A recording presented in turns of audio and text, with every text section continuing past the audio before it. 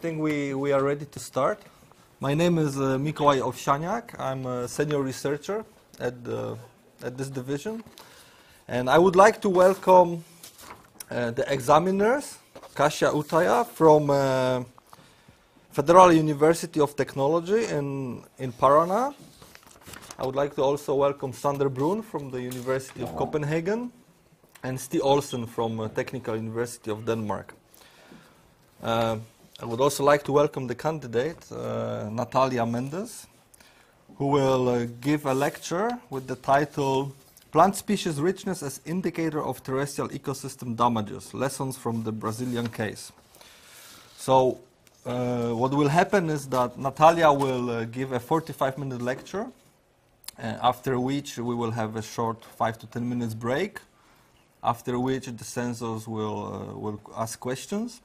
If there's anybody from the audience who would like to ask questions, please indicate that to me during the break. I think I would like you to give the lecture now. So 45 minutes from now. So it's until 2 o'clock. Okay. Welcome. We have to pass this one.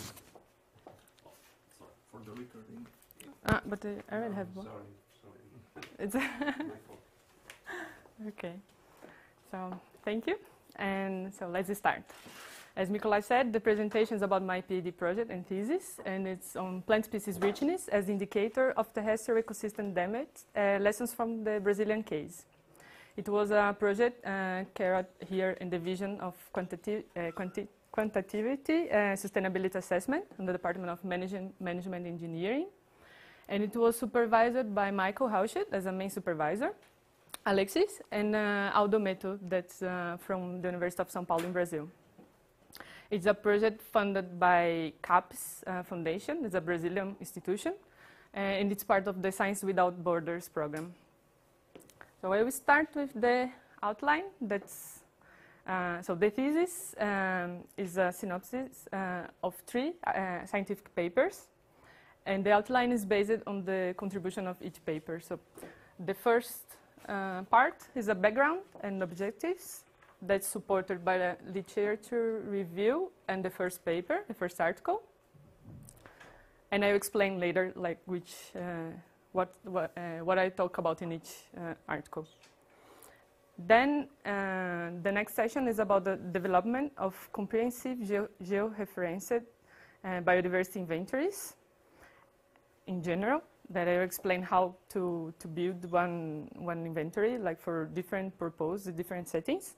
And then how I use the botanical inventory that I build for my work to explore the relationships on plant species richness and soil pH. And these two sections are supported by Article 2. And then the next step is to show the calculations of effect factors for terrestrial acidification based on plant species richness, and the implications of these calculations for the life cycle impact assessment methodologies. These 2 sections supported by Article 3. And finally, a conclusion section with recommendations and the outlook. So here, just to start, just talking about terrestrial ecosystems and why they are important. So damage to biodiversity and ecosystem functioning are global concerns that have been addressed by scientists, economists, and policymakers. And biodiversity and ecosystem function provide us, they have intrinsic values because they are regulators of Earth's biochemical cycles. They are also providing ecosystem service as instrumental values, also called as natural capital. And here are some examples like food provision, climate regulation, air purification, and pollination. And all of them also brings benefits to human well-being. So that's why terrestrial ecosystems like the biodiversity and ecosystem function are important, and we have many preservation strategies to have global conservation priorities. So due to this relevance, The preservation strategies gained recognition over the last decades. And as an example, I see here the sustainable development goals that have many targets for ecosystem, terrestrial ecosystem, to preserve terrestrial ecosystems, and to help to prioritize global nature conservation efforts. The distribution of biodiversity across Earth and the location of threatened species population have been indicated in many studies. But the thing is that even if for countries or regions that already have these global strategies, the global conservation strategies, the biodiversity and the threatened species are not evenly distributed across these regions. So finer targets at finer resolution, like to go to small regions, brings improvements to the conservation planning and the resources allocation.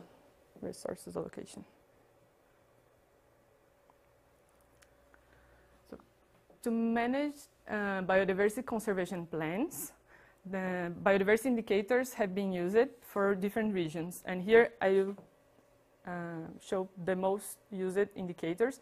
That's a degree of threat, species richness, and endemism. So most of the studies are using these three biodiversity indicators. And for these indicators, they address different taxonomic groups to assess the biodiversity loss and impacts on ecosystems. And the examples are mammals, birds, amphibians, reptiles, and plants. In this work, I focus on plants because they are the primary producers. They are the basis for the food chain and also the foundation for the other types of life in the ecosystems. So they're very important. And they have been used as indicators for different impacts, as climate change, acidification, ecotoxicological impacts. And so it's an indicator that have been discussed in the literature. Bringing that to the life cycle impact perspective, especially differentiated models are meaningful for no global impact categories. So when we are assessing biodiversity in these LCIA models, it's important to assess considering different spatial resolutions, because the environmental impacts could be assessed regionally depending on the location of the emission. And according to many, several studies about the spatially differentiated models, atmospheric emissions, vegetation, climate, territorial area, and population density and seasonal variations are some regional parameters that could be used and to assess this influence of the results in the impact assessment. So when we explore the spatial variability of impacts, exploring this spatial variability is good to support your choices regarding the level of spatial differentiation that you are going to address in your model. So then you have different spatial levels for the characterization models. That could be biomes, ecoregions, watersheds, or grid cells, for example. And this brings the improvements to increase the environmental relevance of the characterization model.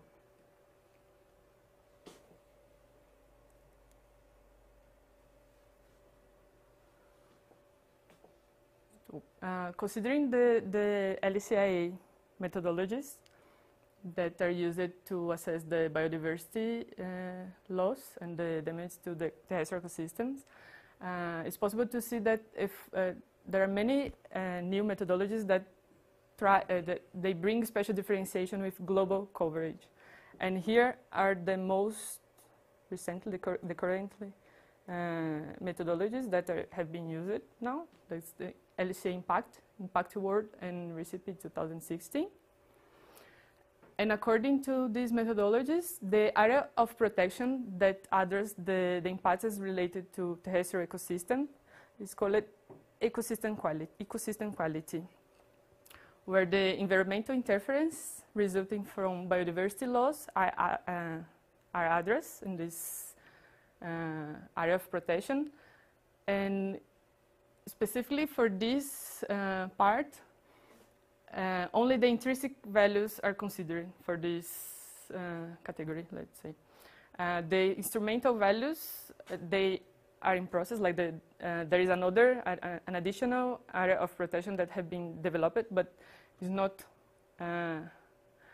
it's not operationalized now, like it's not ready to use, so it's just the research that have been, that's in progress. So all this work is based on the intrinsic values for ecosystem quality. And is a recommendation from the LCIA community that the unit used to assess this kind of impacts is the potentially disappeared fraction of species, based on the species richness. So now I explain why I choose Brazil as a case country, like the area of this study.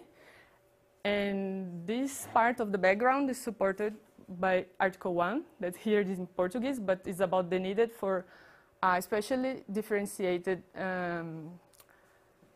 life cycle impact assessment methodology for Brazil. And it was published in 2014.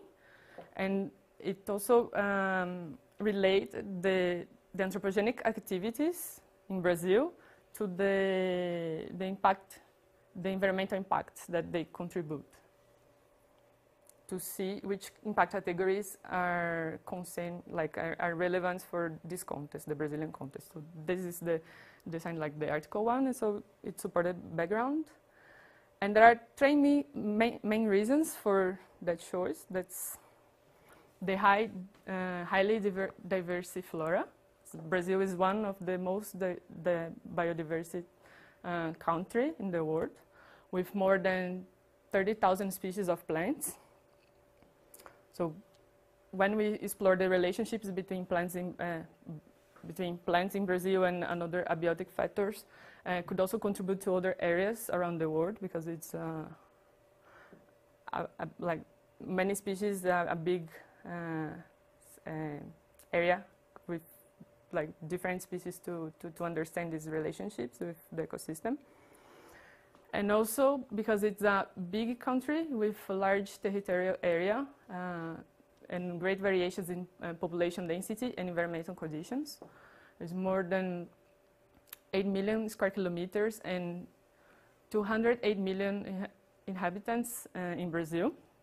And also this, because it's a big country with difference around the country, there are different activities, like in the north, the anthropogenic activities are different from the south. So these variations in the environmental conditions in the anthropogenic activities make Brazil as a good proxy for South American studies, because it also represents almost 50% of the continent. And we can also assess the influence of spatial granularity, because we have different biomes and ecoregions in Brazil with different conditions. So I already thought about that, but the last reason is like the anthropogenic activities that's associated with various types of environmental impacts. So, and these impacts contribute to different impact categories when we look at the LCIA perspective. And for this work, I choose the acidification, terrestrial acidification, as an example of impact category that could be assessed using plant species richness. And the reason is that terrestrial acidification is a category that I could assess regional and global impacts, like in regional and global coverage. And also because we could use the results of this category to apply in different categories that are more or less, not the same indicator, but with different. I mean, for terrestrial acidification is species richness, and pH. And for example, for eutrophication could be species richness affected for another factor. So it's more or less the same approach that could be applied in different categories. And then here is the state of the art in terrestrial acidification impact assessment. The characterization model developed by Roy represents the state of the art model for this category. And it follows the general framework that's a characterization factor composed by an atmospheric fate factor. That's a relationship between source and receptor location, considering the climatic conditions and the deposition mechanisms. So this factor considers the emissions and the depositions of the pollutants in the different regions. There is also contribution of the exposure factor, that are the changes in soil properties due to depositions of acidifying substance. In this case, using the concentration of hydrogen ions as a soil indicator. And the effect factor, that the relationship between plant species richness and the concentration of hydrogen ions in the soil. And in this case, I use the soil pH as an indicator for this concentration. And then multiplying these three factors, we obtain the characterization factor for this impact category that represents the change in relative loss of terrestrial plants due to an emission change of acidifying substance. So this work is based on, the focus of this work is the effect factors, because it's the one that considers the plant species richness as an indicator. And here you show the limitations and the research gaps of the current indicators. So for this characterization model is based on the effect model developed by Azevedo. And in her work, 13 biomes around the world are represented by 2,409 plant species. That's for the whole world. And if you consider only Brazil, the amount of species in the country, we have more than 30,000 plant species. So that's a highlight. It highlights the lack of data. So its a limitation is the low data availability for the current indicators, which brings the low data representativeness. And when we look into this data, most of them are for north, the north part of the world, not for south. So there is a lack of studies for continents other than North America and Europe. And another point here is not related to the number of species, but looking to this effect model and the characterization model for terrestrial acidification, there is also a lack of LCIA models that focus on difference between total plant species and the critical species, like the species that could be unique in certain regions. So it's something that could be worked more like to improve these models.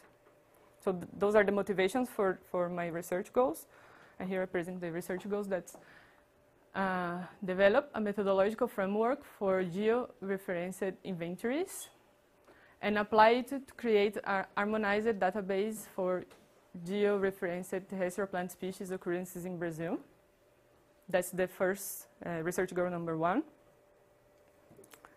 The second research goal is to establish the relationships between terrestrial plant species and soil pH in Brazilian flora in different spatial scales. In this case, for a country level, biome level, and ecoregion level.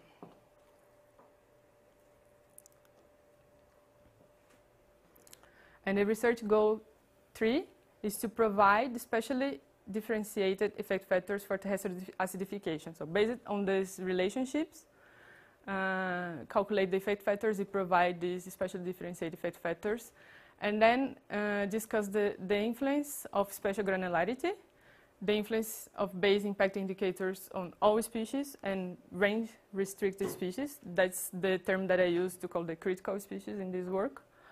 and the appropriateness of current damage metrics in LCIA.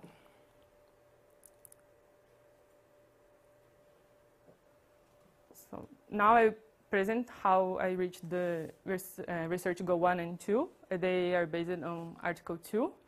That's about the relationship between plant species richness and soil pH at the level of biome and ecoregion in Brazil. It was submitted in the Ecological Indicators Journal. It was accepted with revision, but is not available online yet. So this is the methodological framework. This framework is to build a georeferenced inventory for biodiversity, studies related to biodiversity. So there are 5 steps. The last 2 steps are optional. But the first one is to select the taxonomic group. As I said before, there are many different taxonomic groups that could be used. In this case, I use plants, but according to the scope of the study, you choose the taxonomic group of that you want to use for your inventory. The second step is the collection and the georeferencing of records. So I use big database to collect the data, and then it's important to have the location to know where in the world that record is, like to use for to relate it to other factors, like in this case for the soil pH. And the third step is the taxonomic alignment.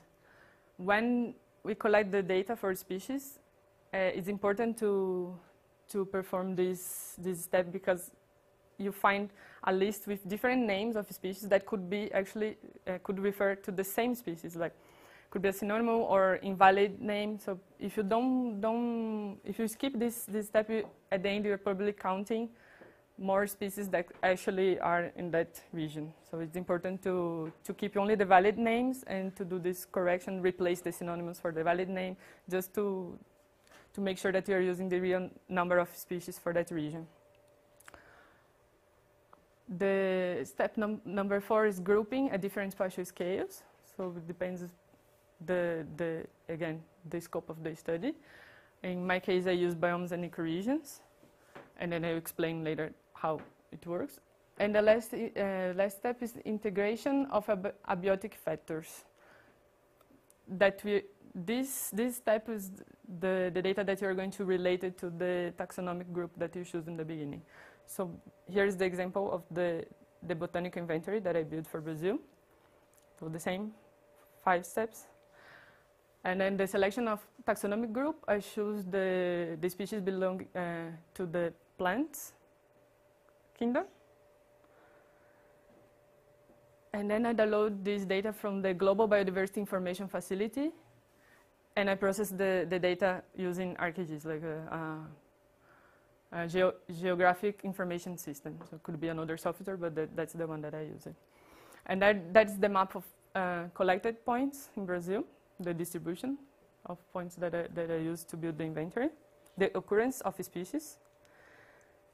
And it's this third step. I keep the records that have the genus and species names to evaluate together, not only the species name, not only the genus, because many times you find records that's the family name, so it was not specific enough to count the number of species, because it could be any other species. So that's important to have the genus and the species name.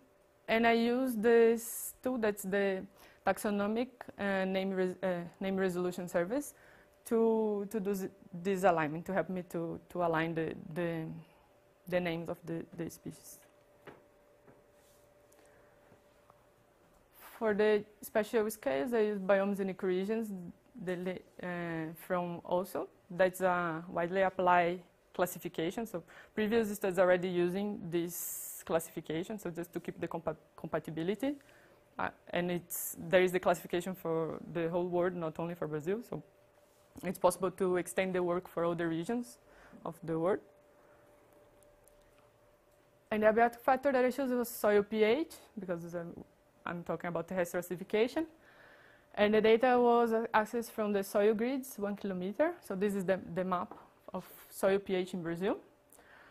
And the thing is that as I use different data source, I could process the data using ArcGIS and then have many layers and combine the layers to have all the information that I need to perform the relationships of plant species richness and soil pH.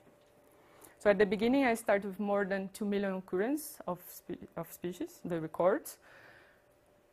And when you're counting the species in that occurrence, it was possible to find more than 47,000 species. But after all these steps, the taxonomic alignment and also to delimitate in the Brazilian map, the area, I end up with almost 900,000 occurrences and more than 27,000 species. That's the number that I'm using, like for species in Brazil.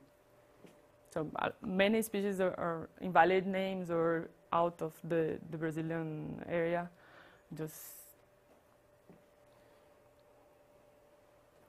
Okay, and here is about the biomes and ecoregions that I use. It's a picture of all biomes of the world. There are 14 in total. And then when you check how many biomes they are represented in Brazil, it's possible to find 6 of them. It's not that they only occur in Brazil. Like the green one you also see in parts of Africa and Asia. But it's a country that has different biomes, so it's good to assess the differentiation, the environmental conditions. And inside these biomes in Brazil, there are 47 ecoregions, so that's the map. And the biomes and ecoregions classification was chosen because this classification considers the environmental conditions to group the species that live in the same habitat, like the same conditions, the same climate, the same latitude. So, and when you go to ecoregions, it's like grouping the species, but in a smaller scale, like in smaller environments.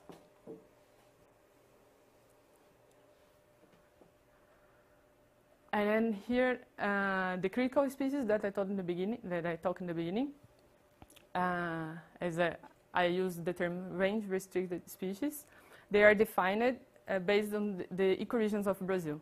So considering the species inside Brazil, if there is a species that occurs in only one ecoregion, it was considered that they are range restricted. So they occur only in one ecoregion of Brazil.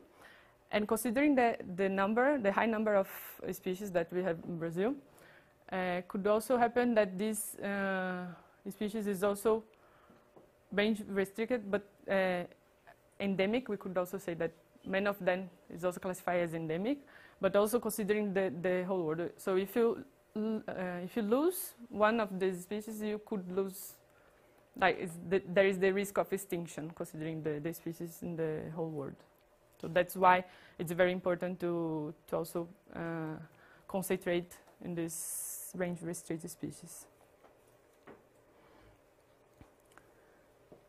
As a result, for the botanical inventory for Brazil, there are 29,712 terrestrial plant species distributed per biome in ecoregions in Brazil. So you can see that the red part is the biome with more species. It's like the Amazon and the Atlantic forest in Brazil. They are very diverse. And 8,242 range-restricted species. That is 28% of the total species in Brazil, and also the distribution, considering the same scale. It's just to illustrate how they are distributed across the country. And then looking to the relationship between a fraction of range-restricted species and the total species, it's possible to see that there is a weak relationship between these two groups. And that's why this study proposed the use of range-restricted species richness as a potential complementary metric for biodiversity indicators. So it's not only using an indicator based on species richness, but also using the range-restricted species richness together. So here I start to talk about the research goal 2, that's to explore the correlation between species richness and soil pH. And then for each species in the inventory, it was assigned a pH range that was defined by the lowest and the highest pH values in which it was being recorded. So I have one name, like one species name, and then I look the map where in Brazil I could see records for that species, and what's the value for the pH, the soil pH in each record. And then looking which is the lowest and the highest species reach, I assume that the species could occur in any pH unit between this pH range. So that's how I defined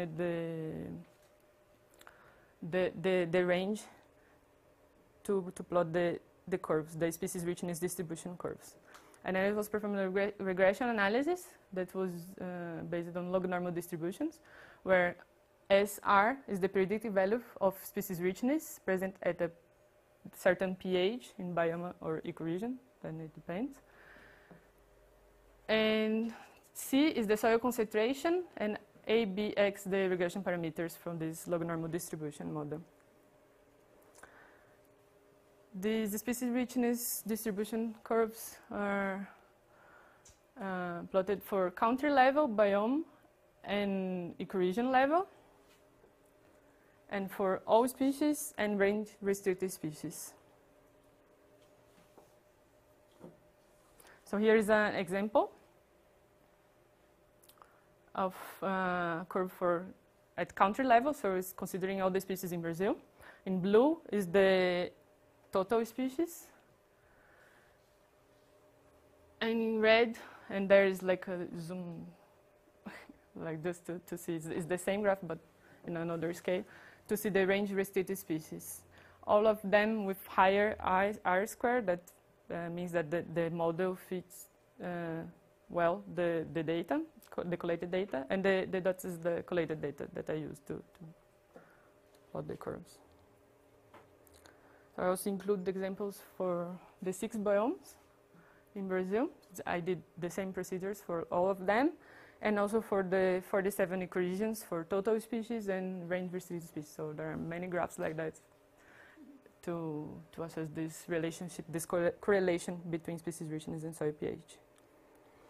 And looking to the curves, we can see that there is an optimum pH. That means that the species richness there is the highest species richness for that region. And then considering if you decrease or if you increase pH from the optimum pH, it's possible to see loss of species diversity.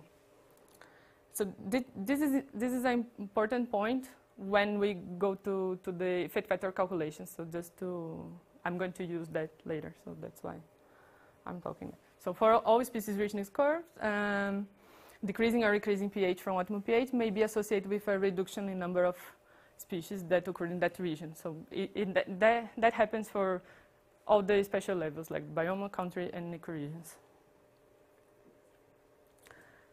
And here, just to see the variation, so the line in black, dot line in black is the boundary between acid and non-acid soils, like the pH 5.5. The blue line is for total species in Brazil, so the whole country. And in red is the range-restricted species in Brazil for the whole country. And then the first graph, you can see the optimum pH for the different biomes in Brazil, the 6 biomes. So you can see part of that is above the boundary.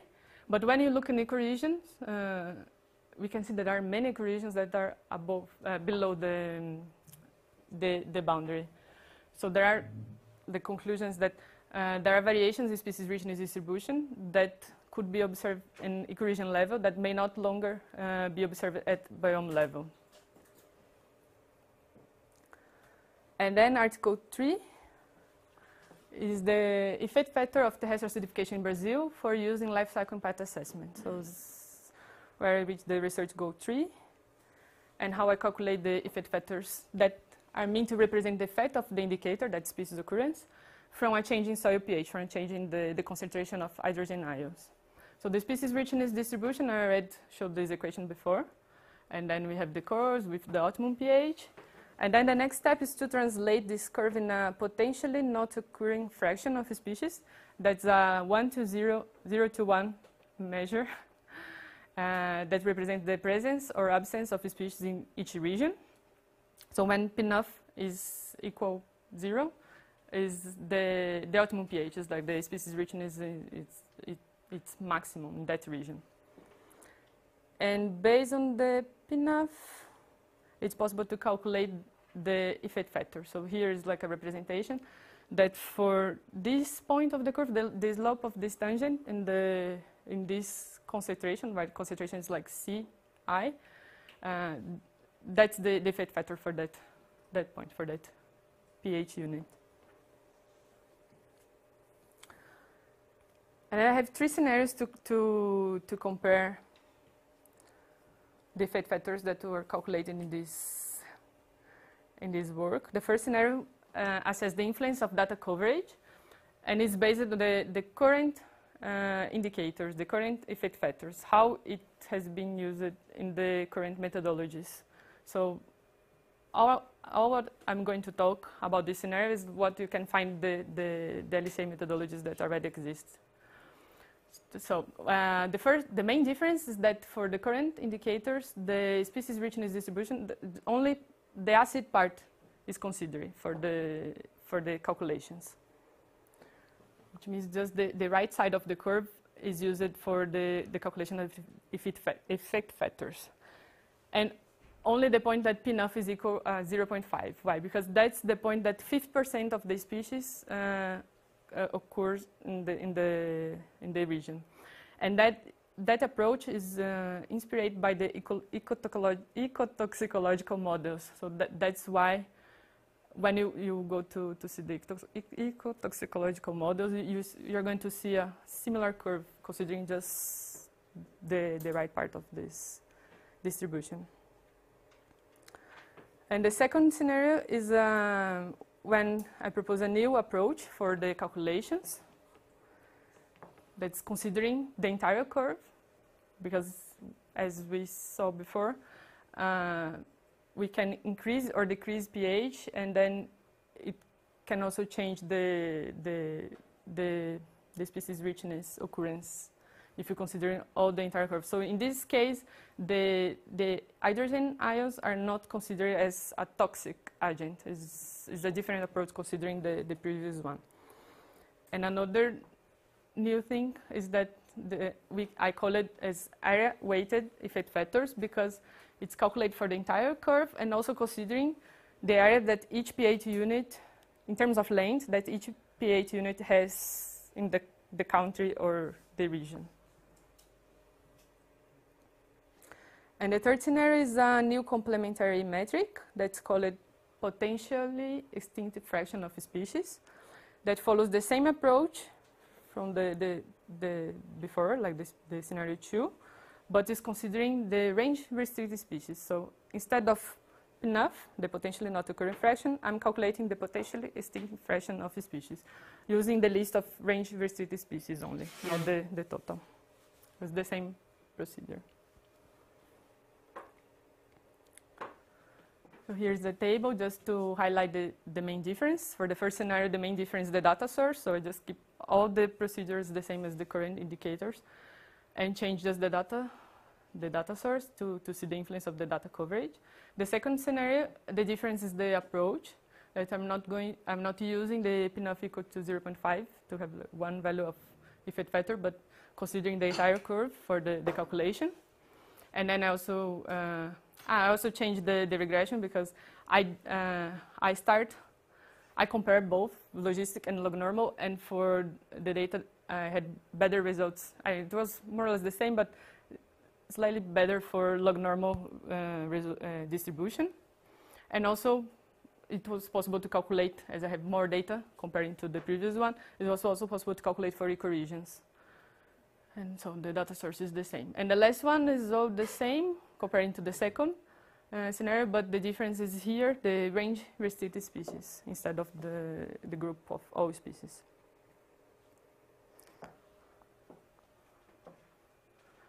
And then here a table with an overview of plant species data addressed in this study, so we can see the data used from the current models and the data used in this work. So there is a big difference.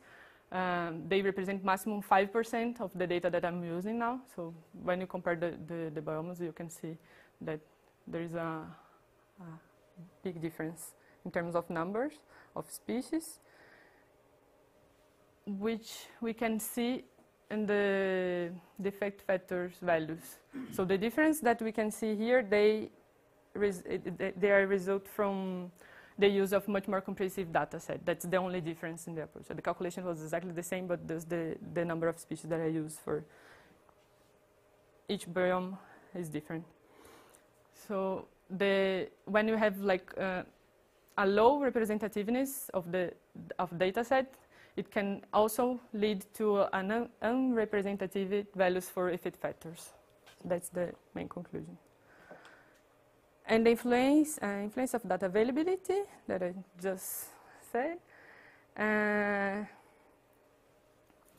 is more significant. I mean, it happens when we have a small set of data points for center region. So there is a region with only few data points, and then the curves for that distribution have several peaks, and it's not possible to define an optimum pH, so you have different peaks, and then it's difficult to delimit the range, the pH range, and it also occurs when there is a lack of data. So there's not enough data to describe by a regression model.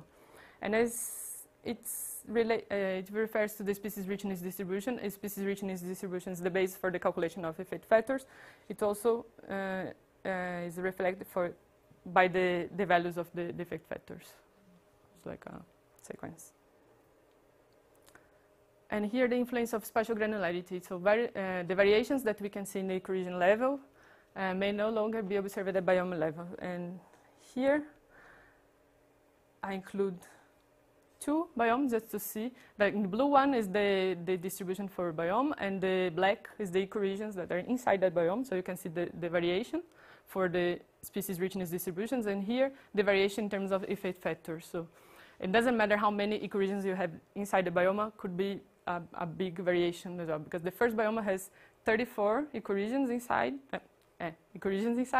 and the third biome has only 5 or 6 ecoregions inside. So you also can see the difference. The line is the effect factor for the biome, just a normalized graph to compare. So the spatial differentiation is meaningful when it's possible to combine final spatial resolutions and highly representative data. And here, scenario 2, the area weight effect factors that are calculated using the entire curve. And what is different here is that we have negative values for the effect factors. And it means that decreasing soil pH may not necessarily be associated with damage to the environment, expressed as loss of species richness. So that's the main difference, because when you consider only the acid part of the curve, you have positive effect factors. But now, considering the entire curve for many biomes and many ecoregions, most of them, we have also negative effect factors. And here's the results for scenario 3, where you can see the curves for PNUF and PXF. The blue one is the PNUF, and the red one is related to range-restricted species. And for range-restricted species, there is a narrower pH range. So when the optimum pH is exactly the same for both curves, we can see that decreasing species richness in range-restricted species richness it's happen more the same way that decreasing species richness, total species richness. But for Biomes, we can also see another case. That's when the range restricted curves are displaced to the right side. And then it means that when you decrease the species richness for that curve, you not necessarily decrease the species richness for all species. So PNAF is often not a good proxy for PXF. And for the ecoregions happens the same, but then it's displaced for the left side of the curve. And the conservation of the largest number of species, that's the PNAF case, does not guarantee the conservation of the largest number of range-restricted species.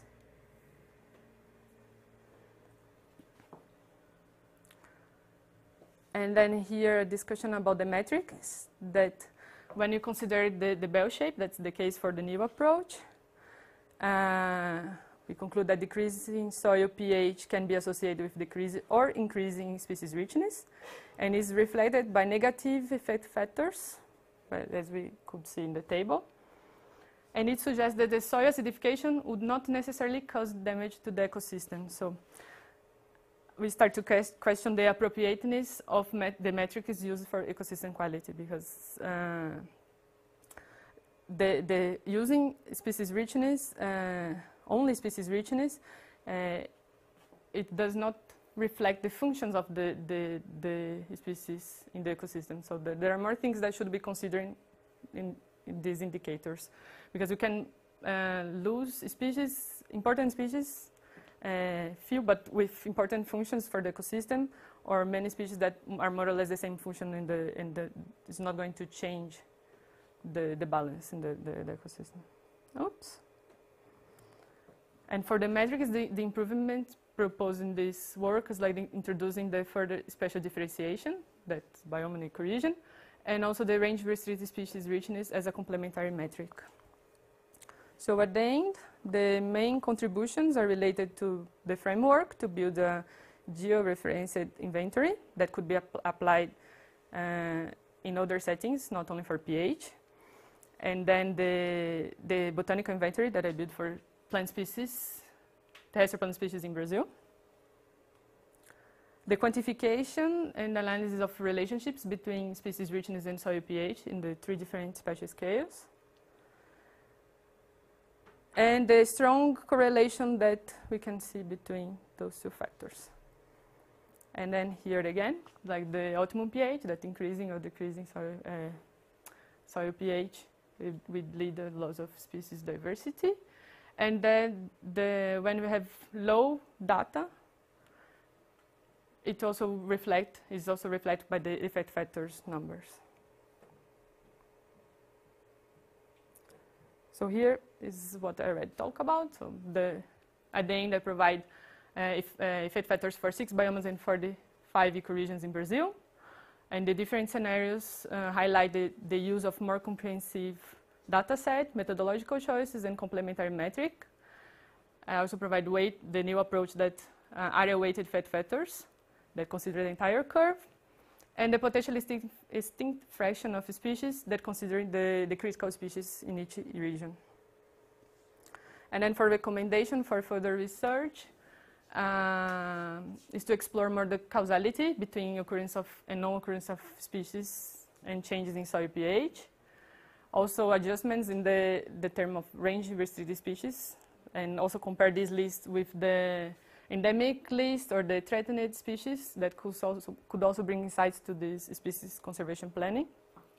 And to implement these effect factors to the characterization factors, there is also the need to expand this work in other regions than Brazil, because it's also considering fate factors, that's like the emissions and the positions for different areas. So when you consider the life cycle perspective, there is this need to also work in these factors for other regions.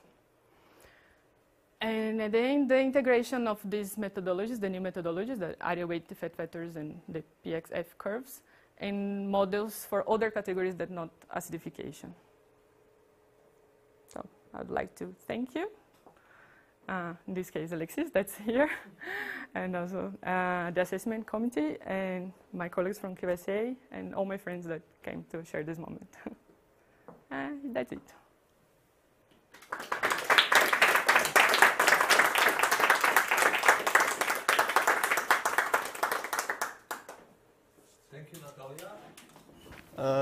We will have